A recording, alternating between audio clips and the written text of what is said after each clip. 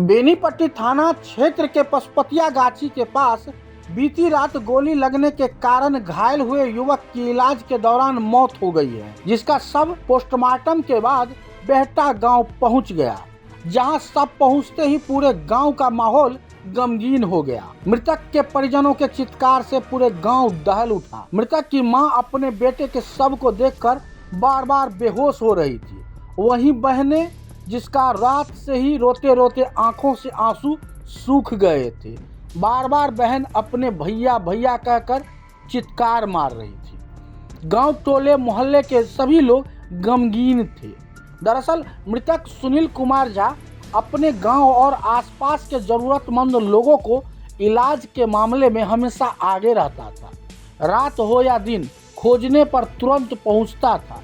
ऐसे में सभी उसके मौत पर आहत हैं, गमगीन हैं। मृत युवक के पिता का निधन 5 साल पहले ही हो गया था। सुनील हाल ही में दुकान खोलने वाला था। उसने अपने छोटे भाई से मिलकर इस बात की प्लानिंग भी कर ली थी कि कैसे दुकान की ओपनिंग करनी है।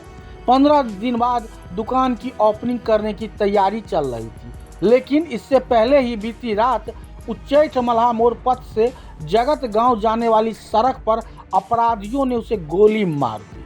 हत्या के बाद क्षेत्र में एक बार फिर पुलिसिंग के तौर तरीकों पर सवाल खड़ा हो रहा है।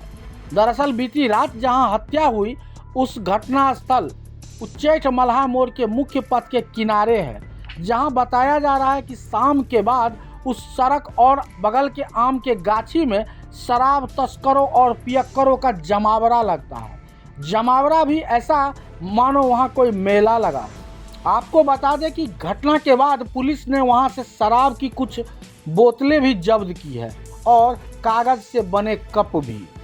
उधर बेनीपट्टी पुलिस भी देर रात से ही घटना के उद्भेदन के प्रयास में जुट गई है। जो बातें अब तक सामने आ रही है, उसके अनुसार पुलिस ने 2 व्यक्तियों को हिरासत में लिया है और टेक्निकल टीम को भी लगाया है, ताकि इस हत्याकांड का जल्द से जल्द खुलासा हो।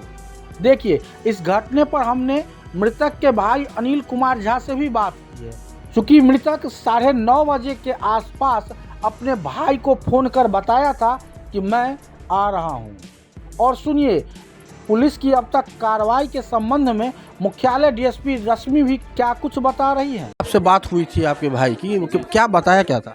हमने पूछा कि कहाँ छिए जे आउ ना, घर लेट हो गया, 9 बजे तक आबे छलखिन, 9:30 बजे तक नहीं एलखिन, हम कॉल केलिए, कहलखिन आबि रहल छी। बस इतनी बात भेल रहा है हमरा से। घटना हो गई है, ये किस तरह से आपको जानकारी मिली? मेरा एक दोस्त है केतन नाम का, वो मुझे कॉल किया था कि तुम्हारा भाई का एक्सीडेंट हो गया है, जो तुम यहाँ पे आओ। लोकेशन मुझे बताया कि यहाँ पे आओ। उसके बाद हमने वहाँ पे गया तो मैंने देखा कि मेरा भाई लेटा हुआ है। एक अपाची बाइक था, जो मेरा बाइक नहीं है, वो थोड़ा आगे गिरा हुआ था, वो ऑन था।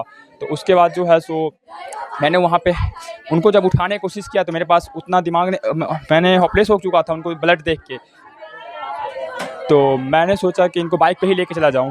तो मैं बाइक पे नहीं जब मैंने उनका पगड़ी खुल गया, किसी ने गोली मार के उनको पगड़ी बांध दिया गया था।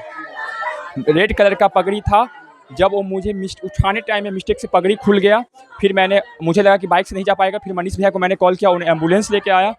फिर मैंने उसको यहाँ से लोड करके ले गया। तब तो उसी टाइम मेरा एक दोस्त आया, बोला कि यहाँ पे गोली चला हुआ है। वो उसका बैक वाला जो है ढक्कन, वो मुझे मिला। उसके बाद मैंने उनको जेल अपना लेके जेब में रखा। मैंने प्रशासन फिर गया हॉस्पिटल। फिर वहाँ से जब निकलने लगे दरभंगा के लिए, तब हमें जो है सो वहाँ प्रशासन आया, पूछा तो मैंने उसको खोखला दे दिया। मैंने बोला घटनास्थल पे जाके आप बात कर लीजिए ज़्यादा। मैं अभी जिस समय आप वहाँ पर पहुँचे थे, उस समय आपका भाई जीवित था? हाँ, जीवित था। यहाँ से बेनीपट्टी पीएससी तक जीवित था।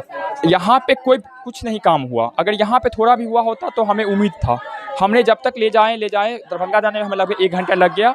वहाँ तक उसका जो है सो हेचकी टाइप में था, लेकिन वहाँ जाते जाते जो अंदर में बेड पे देते देते उन्हें अपना दम तोड़ चुके थे। इस बीच में आप लोगों ने जानने का प्रयास किया कि उसे कौन गोली मारा था या घटना क्या हुई थी? मुझे इस बातों की अभी तक आइडिया नहीं है। आप ये समझ ही नहीं रहे थे कि आपका भाई नहीं रहेगा? नहीं है। अच्छा, उस जगह कुछ पता नहीं है मेरा। अब तक आपके भाई का बाइक पता कहाँ है वो मुझे अभी तक पता नहीं है। सिटी 100 बाइक है उनके पास, वो भी पता नहीं है।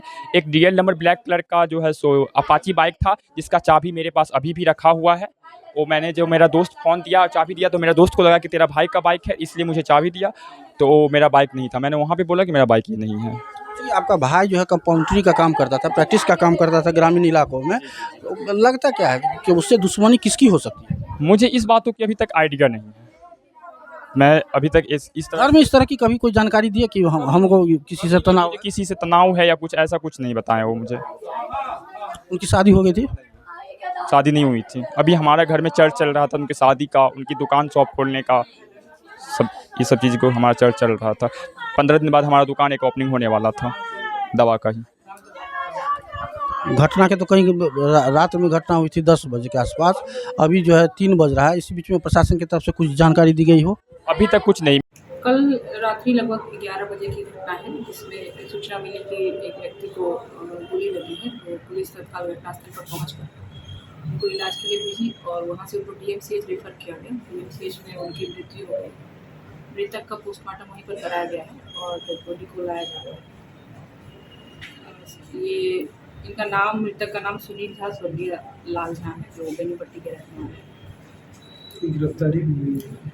हाँ, हम 2 व्यक्तियों से पूछताछ की जा रही है, साथ ही उसमें जुटाए जा रहे हैं कि उनकी संलिप्तता हो सकती है। इस पर काम हो रहा है और हमारी टेक्निकल टीम भी घटनास्थल पर पहुंचकर तकनीकी साक्ष्य इकट्ठा कर रही है। साथ ही FSL की टीम भी घटनास्थल पर पहुंचकर अनुसंधान में सहायता कर रही है। घटना का कारण क्या बताया जा रहा है? अभी परिवार वालों से पूछताछ की जा रही है, क्योंकि जो परिवार वाले हैं वो भी दरभंगा है मृतक के साथ, तो उनसे पूछताछ लगातार पुलिस संपर्क में है। तो जैसे ही कोई साक्ष्य ऐसा होता है।